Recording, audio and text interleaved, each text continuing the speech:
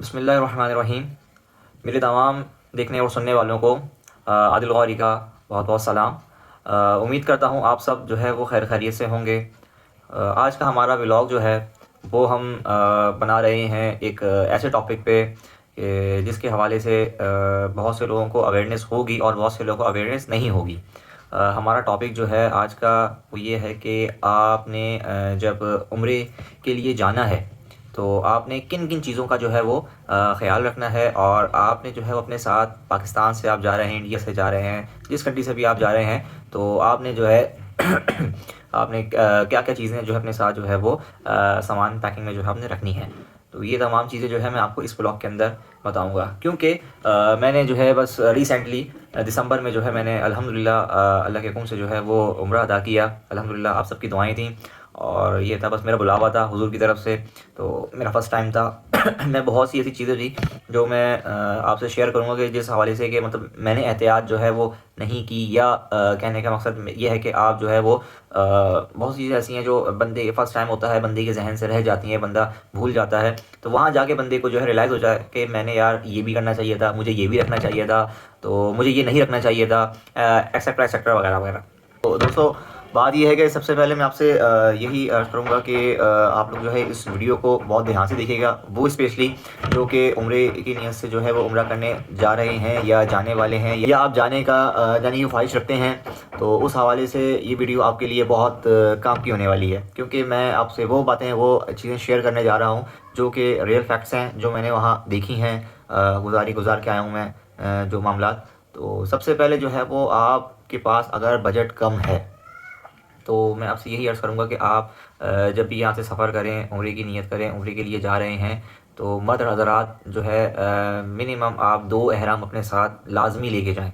2 एहराम इसलिए क्योंकि मेरे साथ कुछ ऐसा हुआ था कि मैं एहतियातन, क्योंकि मेरे वालिद साहब ने जो है वो उम्रा किया हुआ है, हज भी किया हुआ है, तो उनका भी एक्सपीरियंस था, तो लोगों से भी मैंने पता किया था, तो लोगों ने भी जो है मुझे सजेस्ट किया कि आप जो है वो 2 एहराम लाज़मी रखिएगा। तो मैंने एहतियातन 2 एहराम लिए, और मैं आपको 2 एहराम लेने का जो है वो यूज़ मेरे आया, ऐसा नहीं कि एक ही एहराम चला, मेरा सेकंड एहराम भी जो है वो इस्तेमाल में आया। वो कैसे आया मैं आपको ये बताता हूँ कि मैं जब फ़र्स्ट टाइम उम्रा किया, दैन सेकंड डे मैं तवाफ़ के लिए गया, तो वहाँ पे हुआ ये कि मुझे मौका मिला खाने काबे करीब जाने का।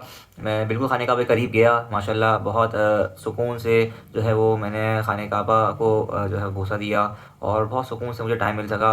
2 मकाम ऐसे हैं जहाँ पे एनी टाइम बहुत ज़्यादा रश होता है काबे में ना, कि एक आपके पास जो है वो अपना रुकने यमानी, और सेकंड आपके पास जो है वो हजर असवद। ये 2 मकाम ऐसे हैं, इन जगह पे जो है वो पब्लिक बहुत ज़्यादा होती है, और आपको जो है इस जगह पे बिल्कुल भी जो है वो जाने का मौका नहीं मिल पाता। जो बिल्कुल जानदार हैं, बिल्कुल फ़िट हैं, वो कोशिश करके चले जाते हैं।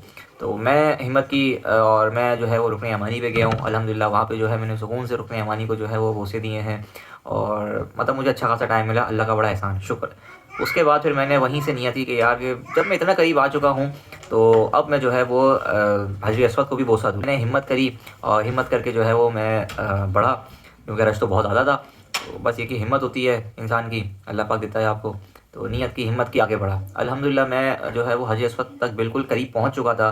मेरे जो उंगली की ये पोर्स हैं जिसमें हजर असवद नस्ब है, तो मैंने उन तक को जो है मतलब वहाँ से ग्रिप किया, मैंने पकड़ा। जो लोग गए हुए हैं वो इस बात को जानते हैं। मैंने ग्रिप कर ली, करने के बाद मुझे फ़ील हुआ कि मैंने हजर असवद को, मेरी ये पोरें जो है ना, ये पोरें टच कर लिया है। तो बस ये था कि वहाँ पे फिर एक बंदा ऐसा कोई आया, यूनानी था या किस मुल्क का था, नौजवान बहुत ज़्यादा हेल्दी और काफ़ी जो है वो स्ट्रॉन्ग था, ये कह लें आप।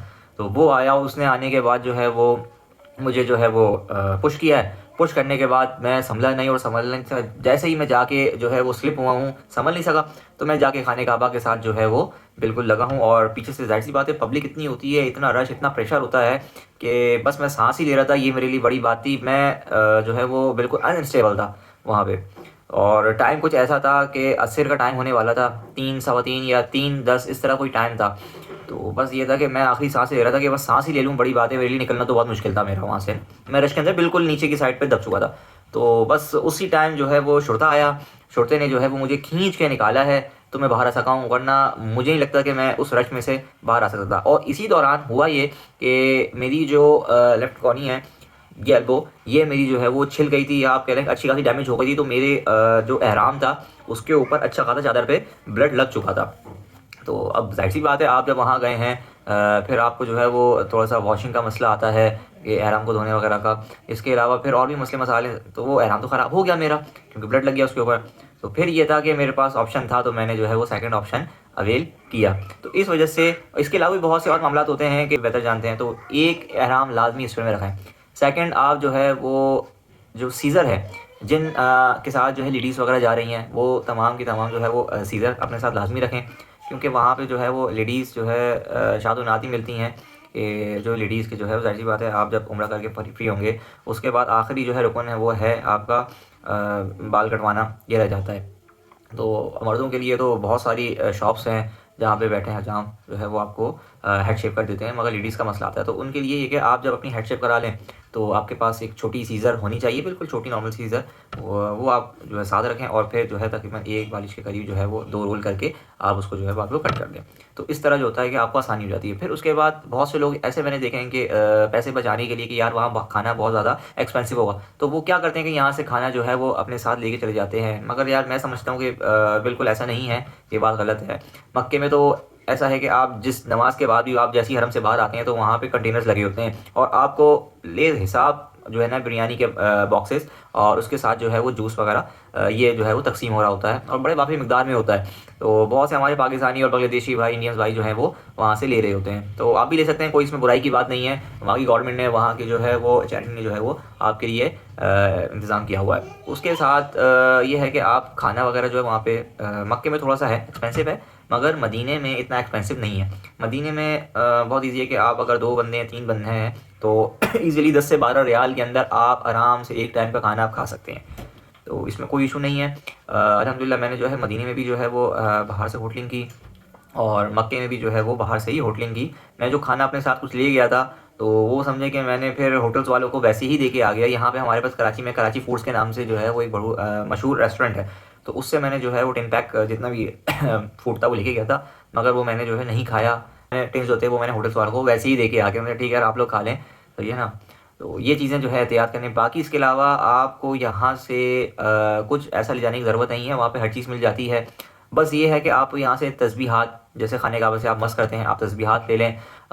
इसके अलावा जान-ए-नमाज भी आप ना ही लेके जो अच्छा है, बस आप 2 या 3 बंदे, जितने बंदे हैं उतने उस हिसाब से आप जो है अपनी जान-ए-नमाज़ें रख लें कि आप हरम के अंदर जो है वो अपने साथ जान-ए-नमाज़ को लेके जाएँ, ताकि वहाँ पे जाके आप उस पे नमाज़ पढ़ें, और एक आपके पास जो है ये एक प्रीशियस सा गिफ्ट हो जाता है कि किसी को देने के लिए, या नहीं भी देते तो अपने पास रखें, क्योंकि हरम में बिछी हुई जान-ए-नमाज़ जो है वो एक अपना ही मकाम रखती है, तो इसमें कोई शक नहीं है। तो ये तमाम चीज़ें जो हैं वो आप एहतियात करें, ठीक है ना, ये चीज़ें हैं। इसके अलावा आप ये देख लें कि आपको वहाँ से जो है ना जो लाना है, मदीने में जो है, मदीने में खाने पीने के आइटम्स बहुत सस्ते हैं। मिसाल के तौर पे खजूरें अच्छा, खजूरों में भी ऐसा है कि मैं आपको रियल फैक्ट बताऊँ, मैं जब मदीने में ज़ियारत पे गया, मदीने की ज़ियारत पे, तो हज़रत सलमान फ़ारसी का बाग है।